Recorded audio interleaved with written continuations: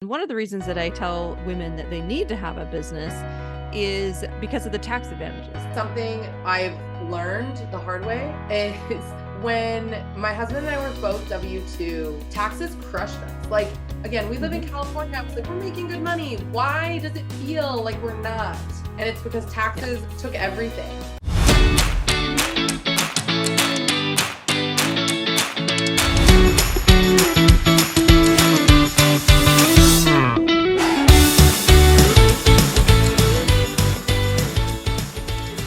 I want to give a quick shout out to my podcast manager, Abby. If you're in need of help in launching and managing your own show, please reach out to her at productions@abbygwaki.com. I'll put her details in the show notes. She really is the best, and I love her. Hello and welcome to the Quiet Wealth Podcast. I'm so excited that you have joined us today, and I have an amazing guest that I'm excited to introduce you to. Her name's Lauren Wells. But first, if you are new here, welcome. I'm so excited that you've joined us here at Quiet Wealth. We're all about empowering Gen X women to build wealth, build businesses, and leave a legacy. And so we are going to talk to the amazing Lauren Wells, who I met over a year ago, and she and I are in a very similar space. We love investing, we love group investing, and we're going to be talking about all the things that she's doing to build her business as well as leave a legacy. So, first, Lauren, welcome to the show. Thank you so much for having me. I can't believe it's been a year since we first met. I feel like it was the longest and shortest year. I'm happy to be here and share my insight. Perfect. So, start us off, Lauren. Give us an overview of your journey. Like, how did you get to where you are today in terms of building wealth? Yeah. Oh man. So I feel like I was very fortunate in that I was raised not with like a lot of the investment mindset that I have now, but I was taught a little bit about debt and that not all debt is bad.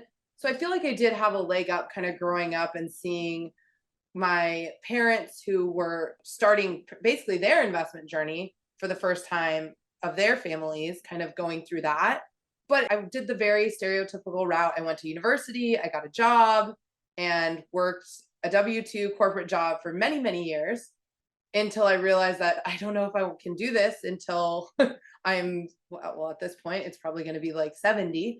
But, you know, but I started seeing people around me who had been investing in real estate and buying homes and renting them out or house hacking. And I live in California. So, and I was terrified to invest out of state in a physical asset. So I found mortgage notes. I networked a ton and I kind of saw what other people were doing. I've always been partial to real estate. My husband is more of the stock market guy. And I'm, just seeing where people's wealth kind of lies. A lot of it has always been built in real estate. So I kind of went that route, attended so many different networking events and meetups, really speaking with people and just asking, how'd you get started? What did you get started with? Probably like an annoying amount of times. And I'm a true believer in just like networking and mentors. And I found a few mentors, and one of them suggested mortgage notes. And I actually read every single book I could find on it, interviewed about 20, 30 people in the space. And what I liked about it was a low cost of entry and it was still secured by physical real estate, even though you weren't becoming like the property owner. Went that route. And since then, I felt like that was like my first taste of non stock market or saving. I feel like there was a lot of emphasis on just saving when I was growing up, which is always funny because you're like, well, if I save and it just sits there, it's basically dying with the rate of inflation. It's shrinking. So I think that starting with mortgage notes, although it's a super niche asset class, gave me the confidence to then say, okay, like what else is out there where I can invest passively, not doing this, but more as like a private money notes. I've done a lot of those. I've invested in a few syndications, but it was really just like picking something and getting started that really kind of got me. So you've talked about mortgage notes. So let's educate our audience on what exactly is a mortgage note. My favorite way to describe what investing in mortgage notes looks like is basically like fixing and flipping a home. So I would purchase a mortgage note, which is essentially secures the loan to a property. So if you purchase a house or you own a home, you sign a mortgage and with it comes a note. So it's basically a promise to repay your mortgage on time per the terms of your agreement. Now, I purchased these at a significant discount because banks are looking to sell them. I'm sure people listening might be able to relate. Again, if you've ever gotten a letter in the mail that says, hey, Chase Bank sold your loan to Bank of America, your new payments are going to go here. So I would be considered one of the people that it got sold to, a seller. So I buy mortgages, I assume the position of the bank. Typically, I invest in distressed mortgages, meaning people who haven't paid. So that's kind of like investing in that just fix and flip home. Like you're buying a house that's not in great condition. Maybe the interior needs to be fixed. For mortgage notes, typically it means the borrower is behind 90 days. And then because of that, I'm getting it at a discount. I'm then reworking the note because I got it at a discount. It gives me the flexibility to work with the borrower and come up with a new payment structure or take their past due and add it to the end of the term. And then that increases the value of the note, which I then resell in the secondary market for a profit. Similar to the fix and flip model, buying something distressed, adding value, and then selling it on the secondary market for a profit. And how long does this take to do? Good question. Typically, in order to acquire the note, work something out with the borrower, season it, meaning they've made consistent payments for about 6 to 12 months, I'd say your hold time is anywhere from 12 to 18 months. 12 being very aggressive and fast, 18 being more on the average end. And can you do this in bulk or is this just like one at a time? So there are sellers that will sell one-offs or allow you to cherry pick, so to speak. My business partner and I actually purchase in bulk because you get better pricing. It's kind of like going to Costco. You're going to get better pricing on all the stuff you need because it's in bulk and you're like, I don't need 10,000 paper towels, but I'm going to do it because I know I'll use them. I don't know where I'm going to store them. That's kind of the same. Yes. We love bulk shopping here at the Jeffs household. And we got 5 kids. And so, Costco is our go-to for sure. For sure. Okay. Awesome. So if somebody was interested in investing in notes like that, it sounds like it's an active strategy. It's not a passive strategy. So it's for sure an active one, right? How would you suggest they go about getting involved? Oh, there's quite a few ways. I would say read up on it first. It's very active. There are people who invest in performing mortgage notes, which is much more passive, meaning these borrowers are consistently paying. You might get a slight discount on the note and you're getting those payments cash flow. But how I would get started is I would honestly read up on it and see if it's something you want to undertake as an individual investor, because there are a lot of different little quirks about it. And deciding, do I want to invest nationally? Do I want to invest in a single state? Kind of creating your buy box, I guess, similar to if you were to buy an actual physical property. So reading into it, seeing if this is something you really want to take on as an active investor. I think that's kind of the first thing. Like, do you want to be active or passive? And if you want to be active, then okay, where do I want to purchase? And then from there, I would network with people in the space. I think that because it is such a small space, who you know and the relationships you establish build credibility in the industry and allow you to have more access to inventory. So, like anything, when I first started out, I had one guy who sends out tapes to everybody, and I was like kind of competing against all these people for bids. Now, I've been in the industry quite a bit, and we have different sellers where we have exclusive relationships with them. So I think it's just about finding out if you want to be an active investor. And if you do, what does it look like? What capital do you have to work with? And what relationships can you build to build a list of inventory that comes to you? Okay, so what made you decide that mortgage notes was the thing to invest in, right? Like there's so many strategies in real estate, and so I think we've established that we believe in real estate here. So there's tons of strategies that you can employ. There's burring, there's flipping, there's small multis, medium multis, large multis, syndication, like so many different ways that you can get involved. And mortgage notes is not one that I hear very often that people say, oh yeah, I'm doing note investing, right? I have a couple of friends who do it, but it's definitely not the majority. So why was that appealing to you? Yeah, so really the economic climate at the time. And again, I live in California. And so the BRRRR method, all the things that I wanted to do from like a physical property were not going to be feasible in California with my budget that I had to get started with. While I think it would have been a good investment, I wasn't willing to put like all my eggs in one basket at that point. So I liked that I could still invest throughout the country. And then this brings me to the second thing, risk. It could be a long process, but it's super low risk because at the end of the day, if the borrower decides, hey, I'm never going to pay you, you have the option to foreclose or do a deed in lieu or a cash for keys. And so you're secured by a physical asset. I know that's the case with, again, most anything. Like if I was to buy a home in California, yes, it's a physical asset, but I'm really subject to the whims of the market and the policies in the city. Say it was an Airbnb, they could change their Airbnb policies. There was too much external policies that I didn't love in other asset classes.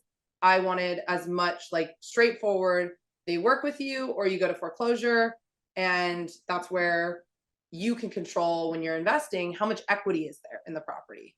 So that kind of gives you an extra layer of protection. So it was really the low risk and the economic climate at the time when I got started and where I wanted to invest. And so now that you do this in bulk, is there a way for people to partner with you? Yeah. When we first started out, I was an individual investor, did this very actively. And I will say I got into it thinking it would be more passive. So that's why I say read up on it. Honestly, maybe don't read up on it. Talk to people because the books make it sound like it's passive. The books make it sound like it's very passive. I got into it then. I met my current business partner who was doing a ton of joint ventures. And there's just a need for people wanting that low risk, passive income, not active. So we'd done a few other funds, but in 2022, we launched a Regulation A plus offering. And what's cool about this, and this was really like a passion project of mine, because looking back, a Regulation D is significantly easier. Yes. And we have a Reg D. But the Reg A really, what that means is anyone who wants to invest is accredited, non-accredited, everyone's available to invest in this type of offering. You know, it's qualified by the SEC, regulated by the SEC. And so we launched that in July of 2022. It just really opened up the doors for people who were looking to kind of dip their toe into getting, you know, started with an alternative investment. Like alts is like the scary word for a lot of people. You're like stocks, bonds, mutual funds, and alternatives. It's like, whoa, like way too risky. And so I think the passion behind one, giving everybody the opportunity to invest and get started without like a 100K minimum or a 50K minimum was a big part of it. But then also like the education. A lot of what we do now is really the education around our asset class and alternatives in general and how they can be a source of passive income. So our fund specifically has a minimum of $5,000 and we are paying an 8 to 11% return depending on investment amount. And that's annually, and we pay monthly distributions. And the purpose of that was to, again, kind of give people that light bulb moment of like, oh, like I'm investing and I'm getting a monthly check to help subsidize my lifestyle. So I'd say half of our investors are probably planning or prepping for retirement and looking for some sort of alternative investment to offset whatever they're going to get from Social Security or their pension or whatever that they have invested in other assets. And so it's been really interesting to see because my favorite investor is a school nurse who I met with her and her husband, and they were very, very hesitant, you know, oh my gosh, alternatives, but like the stock market's not doing great and we're about to retire and everything's super volatile. So like we are going to have to look at something else. So she started out with $20,000. She's been with us for just under a year. She's come back 3 additional times and reinvested more because she's seeing like, you know, I think I received an email from her 2 weeks ago and she was like, this is so awesome. Like I'm seeing that distribution come in every month. I feel like the light bulb like clicked for her. And she was like, oh, this is like another way to build wealth or to build passive income. Like I don't need to invest by myself. So Mhm. that's like the really cool part about what we do and what I love. When I get emails like that, it makes me super happy. Same. Just being able to impact other people's lives and help them to get comfortable with, more interesting investments, I guess, than like for me, stock market's boring. Like, I don't I don't Well, know what the companies are doing or what's happening, right? But if you invest in real estate and these group investments or these funds, and you're getting an education along the way, which I also think is pretty awesome too. yeah, So yeah. Again, if we didn't have that true passion behind the reggae, as you know, we would not be doing it. And I think for investors too, something about the reggae that they like is that we do have to submit audited financials. And we have a huge auditing firm like Grant Thornton does our audit every year for the SEC. It's publicly available. So there's like that mm, transparency for people who obviously when you invest you want to make sure you're investing with someone that you feel like you can trust and there is that communication, but it's like that added layer of like transparency that the SEC has for investors. yeah, for sure. For sure. Well, that's amazing. I love it. You've done some pretty cool things. When did you leave your W-2? Or are you still in your W-2? No, I'm not in my W2. I'm Okay. our the way that our fund is structured, I'm essentially an employee of our company. I'm one of the company and a W2 employee. But the corporate Yeah. world, real estate world, I left in 2017. For me, the big catalyst was having my son and being like, okay, I need more time. I don't want to sit at a desk all day. I want to be able to kind of choose what my lifestyle looks like and plan around the vision for my kids, my family, and everything. And so Mm, I kind of had been dabbling in both up until that point, and then I kind of just ripped the band-aid off and went for it. that's amazing. And so if I have the timeline correct, so you left W-2 2017, you started investing in notes on your own, and then in 2022, you launched the group and you have the big business that you have Correct. now, right? Yeah. Okay. So talk to me about building businesses. So this is the second pillar of quiet wealth is building a business. Was it easy? So this is not my first rodeo when it comes to building businesses. So when I was working my W2 job, I had known probably since 2013 that I wanted out. And I was a fail fast type person. So I try something and I just go for it, learn. If it worked, cool. If it didn't work, iterate and move on. So I have literally done everything. I had a digital marketing consultancy, I was a sales consultant. And those were just me and maybe some contractors. If anything, I feel like it's pretty crazy the amount of information we have at our fingertips these days and how much opportunity there is to create a business, not even in the, hey, we're CWS, we have 10 employees, we have healthcare and benefits, all of that. But just, taking that chance and starting is like the hardest part. But I feel like I've learned so much and it's really gotten me to where I am today and building this business out. But I would be lying if I didn't say I was at a conference this week where I was like, oh my gosh, we have so much to like. I'm like, yeah, we're crushing it. We've raised X amount, we've raised just over $20 million. Our investors are happy. We have a ton of interest from, the broker dealer world as far as capital allocations. I'm like, we're doing great. But also, we have all these things everyone's trying to tell us we need and we need now and they need to be set up. And it's like, do we, one, it's evaluating, do we actually need this or are we being sold to? How is this going to impact the team? Who's going to take this on? We're finally comfortable and in a groove, and I don't want to grow anymore in that capacity. I just want to cruise. So you have to be okay with like a little bit of uncertainty. My husband, for example, he's a consultant. He's like the corporate rock. He was in corporate for like 20 years and was like, okay, when this business started taking off with the kids, and again, that importance to us of being there and being involved, he pulled back and launched a consulting agency because he could charge more and work less. And now he came to me a few days ago with a question about, oh, should I drop this client and really focus on this one client? It's that confidence in yourself. I'm like, do you have the confidence that if that client, that one client you go to says, hey, we're done, that you could figure out something else? And he was like, yeah. I was like, well, then do it because, it's going to give you more time. You're going to be more focused and available. And I think it just comes down to that like confidence that you'll figure it out. You'll Mhm. figure it out. you can do it. There's so much information again available to us on the internet that it's sometimes too much.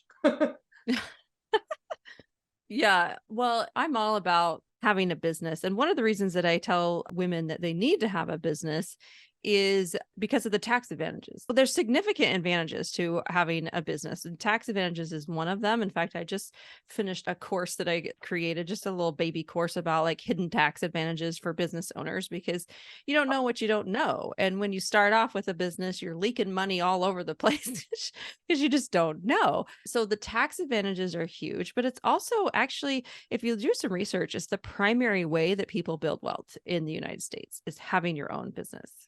And I think something I've learned the hard way is when my husband and I were both W-2, taxes crushed us. Like, again, we live in Mhm. California. I was like, we're making good money. Why does it feel like we're not? And it's because Yeah. taxes took everything. And we learned that there's really two ways to build wealth. There's your investments, which I think everyone pushes really hard on investing your money to grow it. But honestly, if you look at the people who are super successful, they focus on keeping the money they earn. Mhm. And that's where the tax benefits come in. So my first few businesses were S corps, which was great. I set up a solo 401k. I put a ton of money in as an employer and an employee. I hired my children.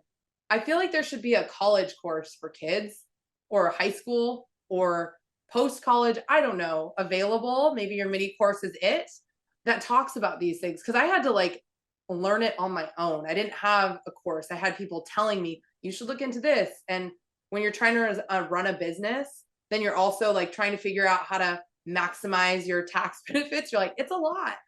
I feel like that is something I wish I had known. And something actually that is a big focus of ours now is okay, great. Now that we have these investments, how do we focus on keeping that money and not paying as much in taxes?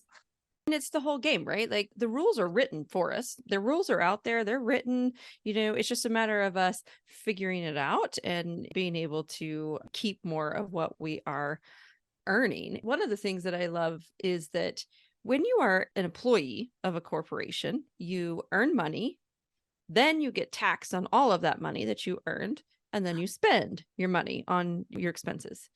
Well, if you're a business owner, you get to flip that script. You earn money, you spend what you need to spend, and then you're taxed on whatever is left. So it makes a huge difference. And same thing, when I figured out that I could pay my children and, shift income to them, I was like, whoa, this is amazing. And this year in 2023, you can shift up to, I think, $13,000 to your children tax free.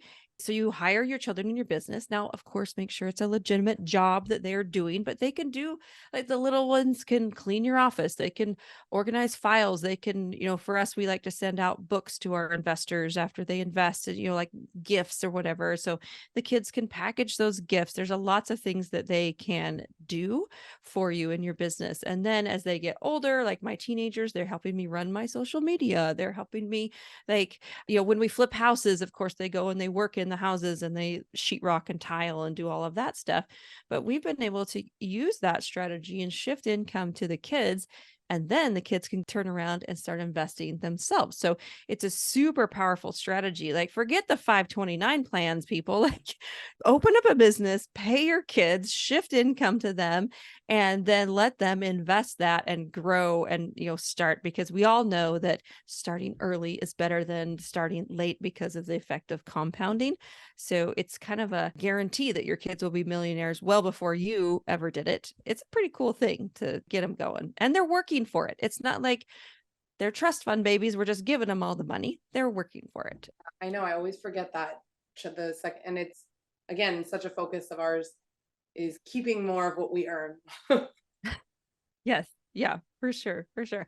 Okay. Well, Lauren, let's talk about the third pillar, which is leaving a legacy. So I know you're young and like you're, in the middle of raising your babies and stuff. So, but talk to me about what kind of legacy are you hoping to leave for future generations? That's a big question because there's the financial side of it and then there's like the human being side of it. I think for me, I love educating and working with just people in general, but when I think of like my kids and what I hope to leave for them, I want to give them confidence as probably the number one thing. And I think because that's probably the biggest thing you need in order to take that first step. Like I mentioned, like that confidence, everything is figure outable. It's like what I want to say. Yeah. Confidence and hard work, and then educating them honestly in all the things I wish I had known when I was younger. Let's start young and then have the confidence to take what I've learned and implement it on my own, whether that is starting a business. Maybe it's not going to college. I really want to give them the confidence in taking whatever knowledge they learn and implementing it in life. Obviously, I would love to leave financially. I would love to leave them well and figure out how we can teach them how to grow wealth and not just like, I think every parent wants their kids to be hardworking and not just like, oh, like mom and dad are going to build this for me. So I'm still figuring that out. Maybe this is a conversation you and I should have offline about how do I raise them into teens and college kids that are working to build their own thing and not just relying on what me and my husband have built. Here at the Jeffs household, we have a lot of conversations about failure. That's a legacy that I want to pass on, is that failure is a good thing, not a bad thing. And I think it stems because in my childhood, I was a perfectionist, and early adulthood, I was stuck in perfectionism.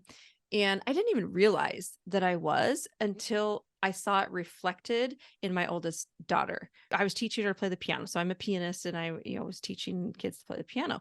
Well, she would get a new piece. So every week, if you've ever taken piano lessons, you go to your piano teacher and you get, you pass off your song and you get a new song. Well, facing a new song, obviously you're not going to be able to play it perfect the first time.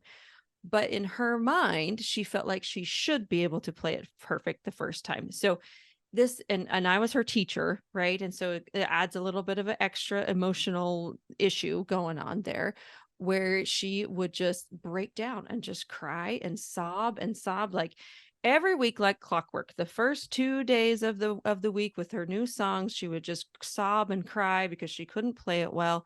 And then finally, day 3, she started playing it. And then day 4 or 5, she had it perfect, and then she'd pass it off. But it was just so frustrating as a parent to see that reflected, and to look at that and be like, okay, we are having an issue here because we've been praising them for their accomplishments, not for the hard work that it takes along the way to get there, right? So we were praising the wrong thing. We were focused on the wrong thing. So that lesson taught me to shift and actually praise the hard work and be like, oh, you put in so much hard work today. I know that was really hard work. And, like, she still cried about it, but shifting that to praise the hard work helped the kids realize that that's more important than the actual result, right? So we're not really results focused. So if the kids fail at something, we're like, woo, high five for failure, right? Like, we high five about it here at our house. And I share with them my failures. I mean, I have failures weekly in my business, in what I'm doing. And so we talk about it. We talk about I'm in a hard season right now. Like, investing is hard in 2023. It's not going as easily as it did in 2021. And so we talk about these hard seasons, and then, we celebrate failures. And so there's not something to be afraid of. And I think that's one of the ways you can really help your kids build confidence as well, is that, if they're not afraid to fail. I think those two go hand in hand, the confidence and the failure. It's funny, the whole time you're telling this story, I'm the oldest of 3. I don't know if you're the Mm-hmm. oldest. Yep, And I am. said that, I was like, oh, I feel this. Like, that was me. I think my 5th grade teacher told me, you're going to have a stomach ulcer if you like continue at this rate. Cause I would so Oh like no. hyper stress, like, type A, very like Yep. first time has to be perfect. Just like you, I have started seeing that in my oldest son. And it's funny because part of it is exactly what you said. Like, probably what me and my husband are how we were saying and what we were praising. And then my second son has no issue with that. He's just like, I'm going for it. Good. I'll fail. I'll get back up. So it's really interesting to see that, and focusing, like you said, on like the effort that's put in versus the outcome, and trying to teach him what I try to live is like, it's about the journey, not the destination. It's about the confidence piece for me. when I think of them is like, especially in today's world where kids are bombarded, they're not yet. And I'm going to be that. I'm never letting my kid have a cell phone person, but I Okay. Okay. so Sure. they're bombarded with social media and opinions and thoughts. And it's like, if you can have the confidence to not care and just do you and focus on what's important to you and what you're here to do, I feel like you'll be much more successful because you have to, I feel like, block out everyone else's opinions and voices and just focus on your progress, especially because Mhm. your progress might be very different from someone else's who sits right next to you. So that same thing, that concept of like being okay failing and having the confidence to keep going is really Mhm. important to my husband and I for our kids. Sounds like you're on the right track. Your kids are so blessed to have you. For sure. I was just laughing at your story. I'm like, wow, it's like exactly the same. I feel that. I think a lot of the oldest kids experience this, right, too. And I feel bad because they're the guinea pigs, right? Yeah, I mean, they're like we don't know how to parent. We're figuring out as we go, and they get all of our figuring out on Yeah, them. And then by the time you have multiples and the next ones, you're like, oh yeah, I got this. I understand how this works and how to, support them. But those oldest ones, they surprise you. They make you go through so many new experiences, like teaching them to drive a car. That was not very fun. Like, I don't know how to do this. Like, do I really put my hands here and here? And like, I forget how you're supposed to drive a car because I've been driving with my one hand on the bottom steering wheel forever, right? That's not the way you're supposed to do it. Yeah. So lots of new experiences as parenting. But Lauren, thank you so much for joining me today. It's been so inspiring to hear your story. Your story is just going to keep continuing. Like you've had really amazing success and you're doing good things for people. Like I applaud you for doing a reggae. I haven't attempted a reggae yet. All of my funds and group investments are in the Reg D realm, but someday I will have a reggae because I, like you, want to really open up investing, alternate investing to as many people as I can. So kudos to you for just going for it right away. I'm I'm proud of you. I'm going to follow in your footsteps someday. But how can people connect with you? so, I mean, if you're interested in connecting or you want to pick my brain on anything investing or notes or our fund, you can email me directly at Lauren at 7einvestments.com. I'm also on LinkedIn, it's probably where I hang out most, or I am on Instagram, but email is best. I always welcome an email and connection. We can hop on a call and you can ask me any questions. So, yeah, email is best. Perfect. All right. So, to our listener, take advantage of that. I listen to a lot of podcasts, and at the end, there's always this, how can we get a hold of you? And whenever I'm a guest on podcasts, I love it when people reach out to me and they're like, oh, I heard you on this podcast. And we have a great conversation. So, please take advantage of all of these guests that come on Quiet Wealth and who are willing, able, and happy to talk to you about where you are in your investing journey and your wealth building journey. So, thanks again for joining. Appreciate you being here. Please share the episode with a friend in need. And remember, we got to share all this education so we can share the wealth. Thanks so much. Bye for now.